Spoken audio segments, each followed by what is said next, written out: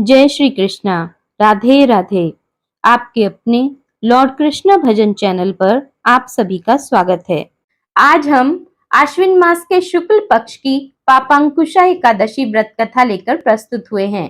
तो चलिए शुरू करते हैं पापांकुशा एकादशी व्रत कथा। युधिष्ठिर कहने लगे, हे भगवान, आश्विन शुक्ल एकादशी का क्या नाम है? अब आप कृपा करके इसके व्रत की विधि और उसका फल कहिए। भगवान कृष्ण कहने लगे कि हे युधिष्ठिर, पापों का नाश करने वाली इस एकादशी का नाम पापांकुशा एकादशी है। इस दिन मनुष्य को विधि पूर्वक भगवान पद्मनाभ की पूजा करनी चाहिए। यह एकादशी मनुष्य को मनवांछित फल देकर स्वर्ग को प्राप्त कराने वाली है। मनुष्य को बहुत दिनों तक कठोर तपस्या करने से जो फल मिलता है, वह फल भगवान गरुड़ ध्वज को नमस्कार करने से प्राप्त हो जाता है। जो मनुष्य अज्ञानवश अनेक पाप करते हैं परंतु हरि को नमस्कार करते हैं, वे नरक में नहीं जाते। विष्णु के नाम के कीर्तन मात्र से संसार के सब तीर्थों के पुण्य का फल मिल जाता है। जो मनुष्य शांग धनुषधारी भगवान विष्णु की शरण में जाते हैं, उनको कभी भी यम यातना नहीं भोगनी पड़ती। जो मनुष्य वैष्णव होकर शिव की और शैव होकर विष्णु की निंदा करते हैं, वे अवश्य नरकवासी होते हैं। सहस्रों वाजपेय और अश्वमेध यज्ञों से जो फल प्राप्त होता है, वह एकादशी के व्रत के 16वें भाग के बराबर भी नहीं होता। संसार में एकादशी व्रत के बराबर कोई पुण्य कृत्य नहीं है। इसके समान पवित्र तीनों लोकों में कुछ भी नहीं है। इस एकादशी जैसा पुण्यदायी कोई व्रत नहीं। जब तक मनुष्य भगवान पद्मनाभ की एकादशी का व्रत नहीं करते हैं, तब तक ही उनकी देह में पाप वास कर सकते हैं। यह एकादशी स्वर्ग, मोक्ष, आरोग्यता, सुंदर स्त्री तथा अन्न और धन को देने वाली है। इस एकादशी व्रत के बराबर गंगा, गया, काशी, कुरुक्षेत्र और पुष्कर भी पुण्यवान नहीं है। हरिवासर तथा एकादशी का व्रत करने और जागरण करने से मनुष्य विष्णु पद को प्राप्त होता है। हे राजेंद्र, इस व्रत के करने वाले 10 पीढ़ी मातृपक्ष, 10 पीढ़ी पितृपक्ष, 10 पीढ़ी स्त्री पक्ष तथा 10 पीढ़ी मित्र पक्ष सभी का उद्धार कर देते हैं। वह दिव्य देह धारण कर चतुर्भुज रूप हो, पीतांबर पहने और हाथ में माला लेकर गरुड़ पर चढ़कर विष्णु लोक को जाते हैं।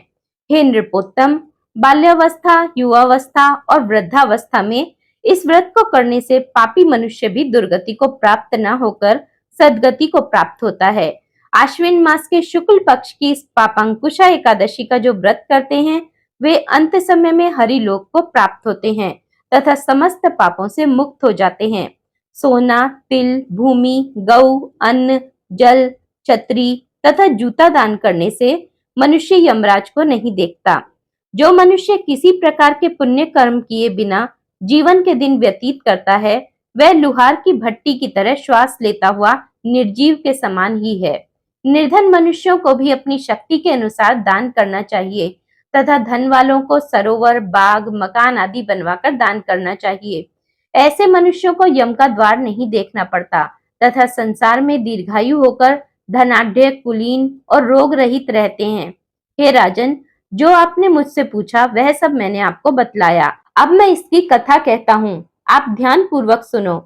प्राचीन समय में विंध्य पर्वत पर क्रोधन नाम का एक बहेलिया रहता था। वह बड़ा क्रूर था।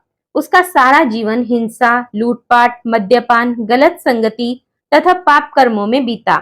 जब उसका अंतिम समय आया, तब यमराज के दूत बहेलिये को लेने आए और यमदूत ने बहेलिये से कहा कि कल तुम्हारे जीवन का अंतिम दिन है, हम तुम्हें कल लेने आएंगे। यह बात सुनकर बहेलिया बहुत भयभीत हो गया और महर्षि अंगिरा के आश्रम में पहुंचा और महर्षि अंगिरा के चरणों में गिरकर प्रार्थना करने लगा, हे ऋषिवर, मैंने जीवन भर पाप कर्म ही किए हैं। कृपा कर मुझे कोई ऐसा उपाय बताएं जिससे मेरे सारे पाप मिट जाएं और मोक्ष की प्राप्ति हो जाए। उसके निवेदन पर महर्षि अंगिरा ने उसे आश्विन शुक्ल की पापांकुशा एकादशी का विधि पूर्वक व्रत करने को कहा। महर्षि अंगिरा के कहे अनुसार उस बहेलिये ने यह व्रत किया और किए गए सारे पापों से छुटकारा पा लिया और इस व्रत पूजन के बल से भगवान की कृपा से वह विष्णु लोक को गया। जब यमराज के यमदूतों ने इस चमत्कार को देखा तो वह बहेलिये को बिना लिए ही यमलोक वापस लौट गए। इस प्रकार पापांकुशा एकादशी व्रत कथा समाप्त हुई। जय श्री कृष्णा, राधे राधे, जय लक्ष्मी नारायण।